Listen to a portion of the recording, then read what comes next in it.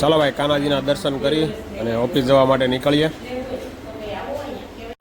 Good morning, જય શ્રી કૃષ્ણ, હર હર મહાદેવ. કેમ છો બધા? મજામાં જશો? ખાઓ પીવો ને મજાની લાઈફ. બાકી ચાલો, કાલની ભાઈ દુર્ઘટના ભાઈ બહુ ખતરનાક થઈ છે ભાઈ. આપણે અમદાવાદની અંદર જે વિમાન દુર્ઘટના, એમાં અત્યારે આજે સવારે મેં આંકડો જોયો ને તો 265 બતાવતા હતા ટીવી વાળા. 265 તો હજી ઓછો હોય ને એવું લાગે છે. કારણ કે જે ચાલો વિમાન પડ્યું તો પડ્યું ને પાછું હોસ્ટેલ માથે પડ્યું છે. ડોક્ટરો જ્યાં ભણતા હતા, મતલબ જ્યાં રહેતા હતા ત્યાં પડ્યું. એટલે ત્યાંના લોકો વધારે ઘણા ખરા મરી ગયા છે એવું પણ આવી રહ્યું છે ન્યૂઝમાં અત્યારે. બાકી ભાઈ લાઈફની કોઈ ગેરંટી નથી. જોઈ લીધું ને, અનસર્ટિનિટી ભાઈ. વિમાન વાળા તો વિમાન ક્રેશ થયું એમાં તો ચાલો લોકો મરે બરાબર, પણ આ તો વિમાન જઈને પડ્યું. પહેલી વાર આવું બન્યું હશે કે વિમાન જ્યાં જઈને પડ્યું ત્યાં હોત ને 50-60 લોકોને ઉપાડી લીધા. એટલે બહુ ખરાબ ન્યૂઝ છે મિત્રો. બાકી જિંદગીમાં તમારા સ્નેહીજનો સાથે હળી મળીને રહ્યો. કોને ખબર કાલ સવાર છે કે નહીં ભાઈ. આવું છે બધું. બાકી ચાલો નીકળી રહ્યા છીએ ઓફિસ તરફ જવા માટે. જોડાઈ રહેજો અમારી સાથે. અને ભાઈ આજે દુર્ઘટનામાં જે મૃત્યુ પામેલા છે એની આત્માને ભગવાન શાંતિ આપે. બાકી ચાલો જઈએ ઓફિસ તરફ. શેર કરેલ હતી એ મોટા એને બાય કરી.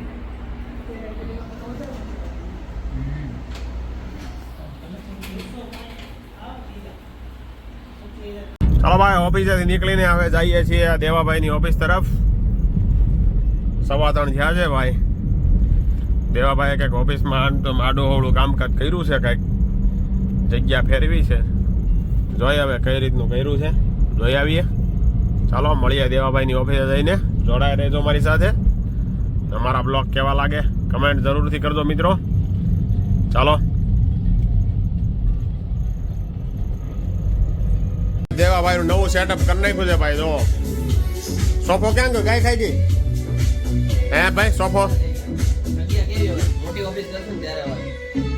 સોફો એક ગાય ખાઈ ગયો ભાઈ. જો ભાઈ જોરદાર સેટઅપ કરી નાખ્યું છે. પાછળ તો તમને ખબર જ છે શું છે એ આપણે કાંઈ બતાવવાનું થતું નથી. ઓકે ભાઈ તમે પણ આવ્યા આજ તો ઘણા વર્ષો પછી ભાઈ. શું ચાલે ભાઈ? અવાજ કેમ ફરી ગયો મારો ભાઈ? આવો કોરોના થઈ ગયો તો જમા પડી જાય ક્યાંક. હે કેમ એમ થઈ ગયું વધારે? હા વિમાન ભટકાણું તો જોયું. આ બધા ક્યાં ઉઠી ગઈ પાર્ટી? હા એટલે સામે વાળા ને બધા એક દી બાધી બધા વૈયા ગયા લાગે. ઓફિસ ખાલી પડ્યા. હા તો યાર એમ કે આવી આવો, અમારે જરૂર છે માણસોની. યસ ટેબલ નાખીને બેહાડ દેવાના છે. બાકી ફાઇનલી મિત્રો દેવાભાઈની ઓફિસેથી આપણે હવે ઘરે તરફ જઈ રહ્યા છીએ. વાતાવરણ સારું છે. તડકો હતો આજે, થોડો ઘણો લાગતો તો, બહુ હતો નહીં ખાસ. માર્કેટમાં કંઈ ખાસ હતું નહીં આજે. કંટાળાજનક હતું આજે. સવારમાં માર્કેટ ખુલ્યું પણ એવું બધું કાંઈ ખાસ હતું નહીં, પેનિક વાળું. એટલે કાંઈ પૈસા આવ્યા નહીં. દિવસ કાપીને આ ટિફિન ખાઈને આવતા રહ્યા ઘરે.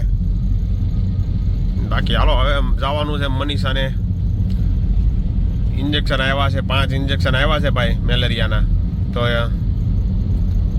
ઇન્જેક્શન દેવડાવવા જવાનું છે ભાઈ હાથમાં. 2 ને 3 તો પૂરા થઈ ગયા છે, 2 બાકી છે હવે ખાલી. એક સવારમાં આપી આવીએ છે એ, અને હવે એક છેલ્લું હશે હવે આજનું. આ પૂરું થઈ જાય એટલે મેલેરિયા ગાયબ. પાછો આવે નહીં તો ઉઠલો ન મારે તો સારું. મેલેરિયા છે ભાઈ એટલે એમાં થોડીક તકલીફ તો રહે છે. બાકી ચાલો ભાઈ મેલેરિયાના ઇન્જેક્શન બહુ મોંઘા. મારા ભાઈ 500 રૂપિયાનું એક ઇન્જેક્શન છે ભાઈ. આ લોટવા બેઠા હોય એવું લાગે. 500 રૂપિયાના એક ઇન્જેક્શન. કાંઈ નહીં બીજું શું. હવે ક્યારેક થતો હોય 2-5 વર્ષે ભોગવી લેવાનું હોય, બીજું શું હોય ત્યાં. બરાબર ને મિત્રો? ચાલો પહોંચી ગયા છીએ આપણે ચીકુવાડી. અહીંયાથી જઈને હવે જીયાનને સ્કૂલમાં લેવા જવાનો છે. સ્કૂલેથી લઈને આવી અને પછી જવાનું છે જીમમાં.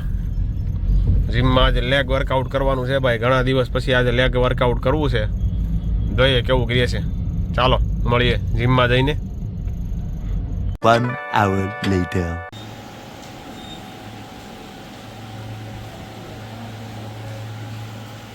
દેખાય નસ દેખાય તારે.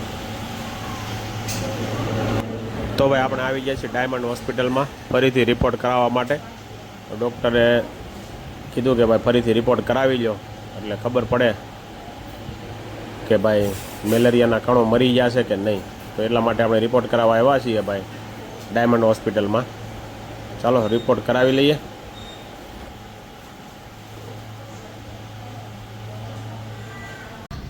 ભાઈ કોઈનું હાલે કે ન હાલે, આ ઝુડિયાવાળાનું હાલી જાય ભાઈ. બધા જ એરિયામાં ભાઈ ઝુડિયો બનવા માંડ્યા છે ભાઈ. ધૂમ મચાવે છે ભાઈ ઝુડિયાવાળા તો.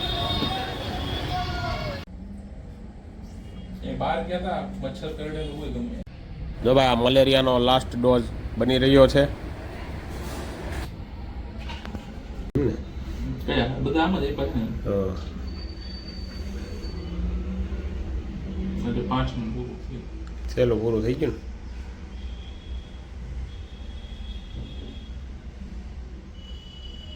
તો ભાઈ આ છેલ્લું ઇન્જેક્શન હતું મલેરિયાનું એ દેવાઈ ગયું. તો મલેરિયાની દવાનો કોર્સ પૂરો થઈ ગયો એટલે દવાખાનાના ધક્કા બંધ.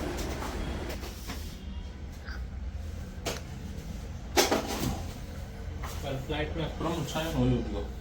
A few moments later.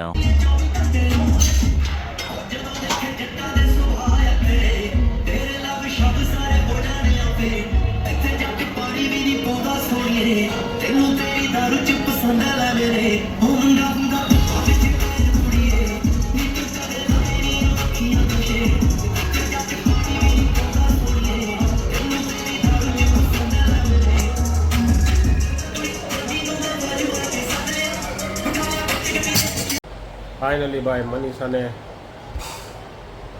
દવાખાનેથી report કરાવવા ગયા હતા લેબોરેટરીમાં. રિપોર્ટ કરાવ્યો અને એક ઇન્જેક્શન બાકી હતું એ બરાવડાવી દીધું.